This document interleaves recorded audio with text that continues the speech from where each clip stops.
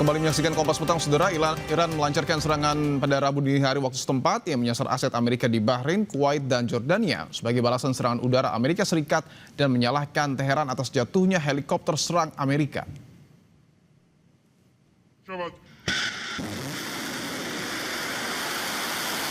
Iran mengakui serangan di sekitar Bandar Abbas dan Pulau Qasem, tetapi tidak memberikan rincian tentang kerusakan yang terjadi. Diplomat Iran mengatakan pasukan militer asing di dekat wilayahnya berada dalam risiko konstan dan bersumpah bahwa akan ada tanggapan terhadap serangan baru Amerika Serikat. Sebelumnya, Komando Pusat Amerika CENTCOM mengumumkan jet tempur dari Angkatan Udara dan Angkatan Laut Amerika Serikat melakukan serangan di Iran, menargetkan pertahanan udara, stasiun kontrol darat, dan situs radar pengawasan.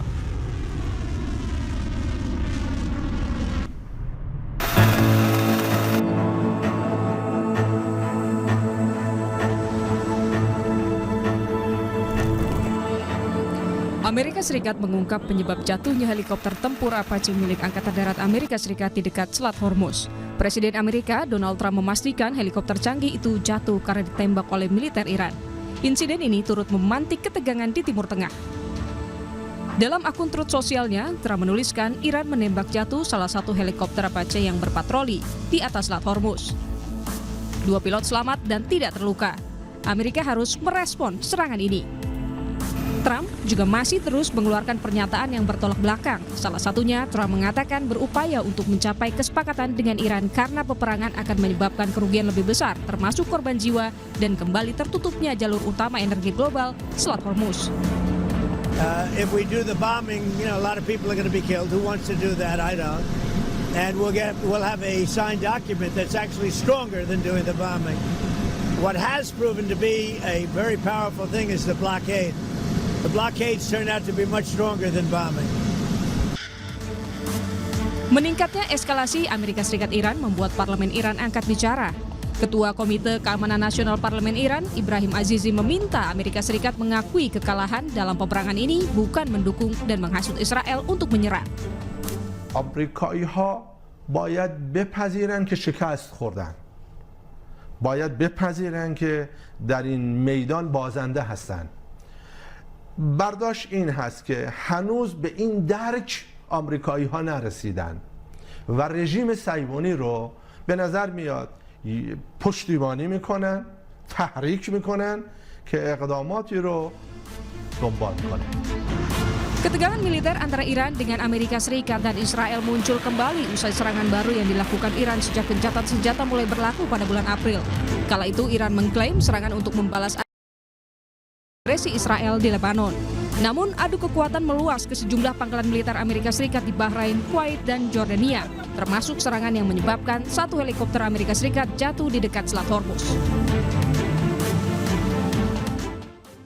Di Timur Tengah meningkat usai Trump berjanji akan merespons serangan Iran yang menyebabkan jatuhnya helikopter canggih Amerika Serikat. Lalu apakah intensitas serangan ditingkatkan Amerika Serikat dan Iran dan menciptakan perang baru? Kita bahas bersama Julius Purwadi, pakar hubungan internasional Universitas Katolik Parahyangan, serta peneliti pertahanan dan keamanan, Direktur Kerjasama dan Hubungan Luar Negeri Indo-Pacific Strategic Intelligence, Aisyah Kusuma Somantri. Pak Julius, Mbak Aisyah, selamat petang semua. Selamat petang, Mas Tibo. Baik, saya ingin ke Pak Julius. Pak Julius, bahwa yang terbaru Iran menyerang aset Amerika Serikat di Bahrain, Kuwait, dan Jordania, sebelumnya juga menembak jatuh helikopter Amerika Serikat. Pertanyaan saya, apakah ini tantangan Iran untuk Amerika Serikat kembali meladeni perang atau justru upaya untuk melunakkan Amerika Serikat dan memberi efek jerah? Ya, memberi efek jerah. Saya kira itu mungkin lebih tepat ya rasanya gitu. Bahwa Iran tidak pernah melunak kalau harus berhadapan dengan masalah kedaulatan, dan itu harga mati. Nah, helikopter yang ditembak oleh Iran itu adalah helikopter yang melintas Selat Hormuz. Dan semua orang sudah tahu, semua pemimpin sudah tahu bahwa Selat Hormuz itu secara de facto itu dikuasai, dikontrol oleh Iran. Jadi perilaku melintas batas yang sudah lewat kedaulatan itu akan ditindak dengan sangat tegas. Ini menunjukkan bahwa sikap yang sangat jelas, sangat tegas, dan sekaligus serius.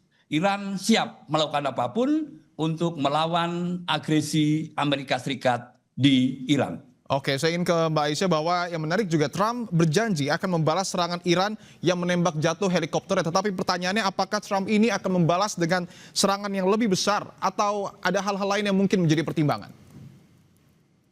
Ya, saya kira sebenarnya ini merupakan tit for tat lagi ya, yang kemudian sudah terjadi dalam beberapa bulan yang lalu. Dan kemudian kita lihat bahwa salah satu alasan mengapa eskalasinya semakin tinggi adalah karena Amerika Serikat ini gagal meyakinkan Israel untuk dapat menghentikan kampanyenya di kawasan Lebanon. Iran di sini sebenarnya betul kata Prof. Julius ingin memberikan pelajaran. Karena kalau kita lihat di sini sebenarnya apa yang diinginkan oleh Iran adalah tidak memisahkan permasalahan Lebanon dari permasalahan yang ada di kawasan Selat Hormuz dan perang Iran, Israel, Amerika Serikat secara keseluruhan. Jadi sebenarnya ini merupakan satu kesatuan masalah yang harus dilihat dan kemudian dipertimbangkan. Nah, di sini permasalahan eskalasi yang sudah dilakukan oleh kedua belah pihak, saya rasa perlu dilihat sebagai salah satu cara untuk menekankan leverage-nya di dalam perundingan. Bahwa kemarin dari Amerika Serikat kita tahu bahwa ada pernyataan mengenai bagaimana kemudian perundingan akan dicapai dalam beberapa hari ke depan atau bahkan beberapa minggu ke depan. Itu adalah range waktu yang sebenarnya sangat luas gitu ya kalau kita lihat. Tetapi dalam jangka waktu tersebut saya kira memang ini masih ada kesempatan bagi kedua belah pihak untuk menghentikan sebenarnya tekanan koersif diplomasi yang dilakukan. Karena kalau ini tetap berlangsung, saya kira negosiasi yang kemudian nanti direncanakan ini tidak akan terjadi karena adanya eskalasi yang terus-menerus terjadi sehingga defisit of trust-nya akan semakin besar, bukannya malah berkurang gitu di antara kedua belah pihak. Oke, saya ingin ke Pak Julius. Saya masih ingin menggali seberapa besar sebenarnya kemungkinan Amerika Serikat ini untuk membalas serangan Iran karena kita tahu kondisi di internal Amerika sendiri juga sebenarnya tidak sepenuhnya mendukung perang ini terus berlanjut. Pak Julius. Ya, kali ini saya kira Trump sangat berhati-hati untuk membalas ya. Itu yang saya tangkap. Setidaknya kita bisa melihat dari sinyal Trump ketika dia menghubungi Netanyahu. Trump itu kan mengancam Netanyahu gitu, yang tetap ngotot untuk membalas serangan Iran ya gitu, sembari serangan ke Lebanon dilakukan. Dan sepertinya Trump sangat khawatir apa yang dilakukan oleh Israel itu akan memburuk situasi. Nah, sama saja sebetulnya. Kalau nanti misalnya Amerika Serikat pada akhirnya membalas dengan serangan besar-besaran, artinya akan meluluh lantakan jalur diplomasi yang Amerika Serikat sendiri sudah bangun dengan sangat susah payah. Yang kampanyenya kan kita tahu ya, tiap kali Trump selalu menyampaikan bahwa perundingan sebentar lagi akan berakhir. Minggu ini kan selalu, dan itu diulang-ulang terus. Dan kalau saya melihat ini menggambarkan bahwa sebetulnya Trump ingin menyelesaikan konfliknya dengan jalur diplomasi. Nah, kenapa misalnya Trump akhirnya mengancam Netanyahu untuk menghentikan serangan ke Iran gitu ya? Karena dia khawatir bahwa perundingan yang dilakukan dan terus berjalan atau diupayakan terus gitu, itu akan berakhir dengan sia-sia gitu. Karena spoilernya jelas itu adalah Israel, sangat jelas sekali. Nah, kalau kita menangkap dari sisi sini gitu ya, bahwa satu sisi dia menekan Israel, lalu di sisi lain ada tekanan dari Iran ke Amerika Serikat itu sendiri gitu di pangkalan militer yang tadi disebut termasuk Yordania gitu. Itu artinya Trump akan berpikir 1000 kali. Kalau bayangan saya gitu ya, akan berpikir 1000 kali sebelum melakukan serangan. Dan ya kelihatannya tidak banyak pilihan, tidak banyak pilihan. Kecuali akhirnya menunggu gitu ya. Apakah Iran akan melakukan serangan jauh lebih besar lagi gitu ya, kepada pangkalan militer Amerika Serikat, dan itu akan dilakukan serangan besar-besaran. Oke, Amerika Serikat akan mengedepankan jalur diplomasi dan Trump akan berpikir ulang untuk kemudian membalas dengan serangan. Tapi pertanyaannya, mungkin tidak Mbak Aisyah, Amerika ini menggunakan tangan Israel untuk membalas serangan Iran? Mohon maaf. Jadi kita lihat di Tapi sini tahan sebenarnya dulu Mbak Aisyah, kita akan bahas lebih dalam usai jeda. Tetaplah bersama kami, masih bersama dengan Pak Julius dan juga Mbak Aisyah. Tetaplah di Kompas Petang. Tadi dan Mbak Aisyah Kusuma Sumantri, saya ingin melanjutkan langsung ke Mbak Aisyah bahwa tadi Pak Julius menyebut Amerika Serikat ini nampaknya akan mengedepankan jalur diplomasi sehingga perang secara langsung itu akan menjadi pertimbangan lanjutan. Tetapi pertanyaannya mungkin tidak Mbak Aisyah, Amerika ini menggunakan tangan Israel untuk menyerang Iran? Saya kira dibandingkan dengan menggunakan tangan Israel, sebenarnya Israel ini agak di luar kontrol Amerika Serikat saat ini. Karena kita tahu sejak beberapa hari yang lalu gitu ya sudah terdengar berita bahwa Amerika Serikat ya dan kemudian Israel ini sepertinya agak punya perbedaan pendapat terkait bagaimana mereka harus menyelesaikan peperangan ini. Di satu sisi sebenarnya Amerika sudah tidak punya resources untuk bisa melanjutkan perang karena kita tahu bahwa War Power Resolution sudah ditandatangani oleh Kongres dan meskipun misalnya Presiden melakukan veto, Kongres ini memiliki hak untuk bisa melakukan War of the Purse dalam artian ya anggaran yang diajukan oleh pemerintahan Donald Trump sebesar 200 miliar US dollar itu tidak akan disepakati oleh Kongres karena merasa bahwa ini merupakan sesuatu yang pada akhirnya membuang-buang anggaran Amerika Serikat gitu. Sementara kemudian Israel ini sudah lama sebenarnya ingin melakukan serangan kepada Iran dan Lebanon. Permasalahannya kan dalam kondisi ini Donald Trump ini harus memilih win-win solution dalam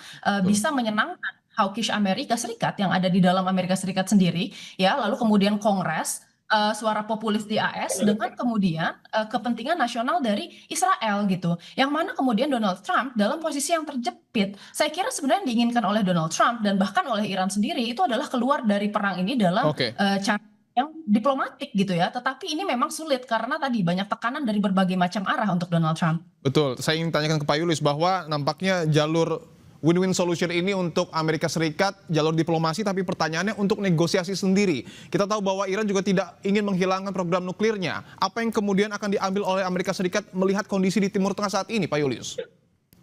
Ya, kalau kita rasional ya gitu, situasi yang berat itu kan terkait dengan kontrol atas Selat Hormuz. Dan itu dampaknya jauh lebih luas dibandingkan dengan prasangka bahwa Iran memiliki senjata nuklir atau memiliki kemampuan untuk mengembangkan senjata nuklir. Harusnya kalau Amerika Serikat berpikir rasional, kedepankanlah dulu negosiasi yang fokus pada bagaimana dibukanya Selat Hormuz. Itu harusnya. Nah, apakah semudah itu kemudian Amerika Serikat akan melunak? Gitu. Memang sampai hari ini kan kita tidak bisa melihat sinyal positif bahwa Amerika Serikat bisa menurunkan keinginannya untuk menekan Iran, untuk membuat Iran bersepakat bahwa tidak akan lagi mengembangkan pengayaan uranium sampai level bahkan lebih dari 60% sampai 90% yang kemudian sangat mudah untuk dijadikan senjata nuklir. Nah, ini yang kita belum lihat sinyalnya, Mas Dipo. Oke, dan yang menarik juga bahwa Iran ini kan membombardir aset Amerika Serikat di Bahrain, Kuwait, dan juga Jordania. Bagaimana respon dari negara-negara ini, Mbak Isya, melihat negaranya juga diserang meskipun betul ada aset Amerika di sana? Ya, memang saya kira sebenarnya sejak awal Arab Saudi ya ini meminta negara-negara GCC untuk menyatukan suara agar kemudian tidak merespon secara menggunakan kekerasan ya.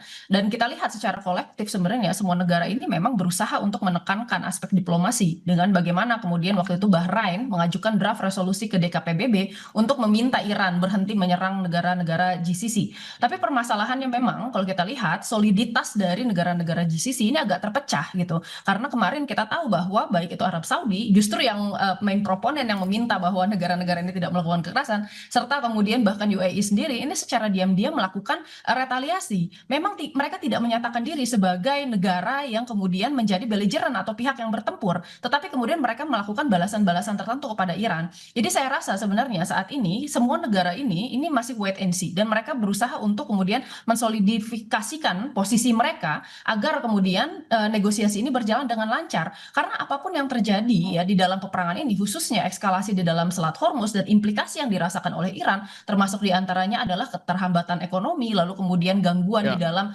produksi pipeline minyak itu juga akan menimpa negara-negara GCC apabila masalah di Selat Hormuz tidak diselesaikan. Oke, meskipun sebenarnya Trump ini mengklaim bahwa kesepakatan dengan Iran akan terjadi dalam beberapa hari ke depan, tapi eskalasi nampaknya terus meningkat. Pertanyaan saya, Pak Julius terakhir, apakah kondisi saat ini membuka peluang bahwa perang akan lebih besar daripada sebelumnya dan seperti apa dampak paling parah, Pak? Ya, selalu ada dua kemungkinan ya, selalu ada dua kemungkinan bahwa perang bisa menjadi semakin besar ketika kedua belah pihak tidak bisa mengendalikan diri atau kembali ke jalur diplomasi. Nah, yang saya lihat serangan-serangan yang dilakukan Amerika Serikat yang terukur itu lebih pada untuk tujuan-tujuan jalur diplomasi. Ini yang disebut dengan high pressure track diplomasi. Diplomasi serangannya dipakai untuk mendukung diplomasi. Itu yang maunya Amerika Serikat itu gitu ya. Tapi saya juga curiga ya Mas Dipo gitu. Karena serangan-serangan Amerika Serikat kan terukur ke wilayah-wilayah misalnya peluncuran rudal gitu ya, misalnya kontrol radar gitu ya. Ini kan kapasitas militer yang sangat strategis ya. Saya justru khawatir bahwa selain kita bicara ada jalur diplomasi yang sedang diperjuangkan termasuk dengan serangan, tapi juga ada perang besar yang sedang disiapkan. Jadi pelan-pelan Amerika Serikat sedang melumpuhkan kemampuan militer Iran, hingga pada waktu yang tepat akan dilakukan serangan yang besar-besarnya. Semoga itu tidak terjadi ya Mas Dipo ya. Semoga itu tidak terjadi dan tentu kita berharap bahwa perdamaian di Timur Tengah akan terus terjadi dan juga akan segera terjadi. Terima kasih Pak Yulis Purwadi dan juga Mbak Aisyah Kusuma Sumantri telah bergabung di Kompas Petang.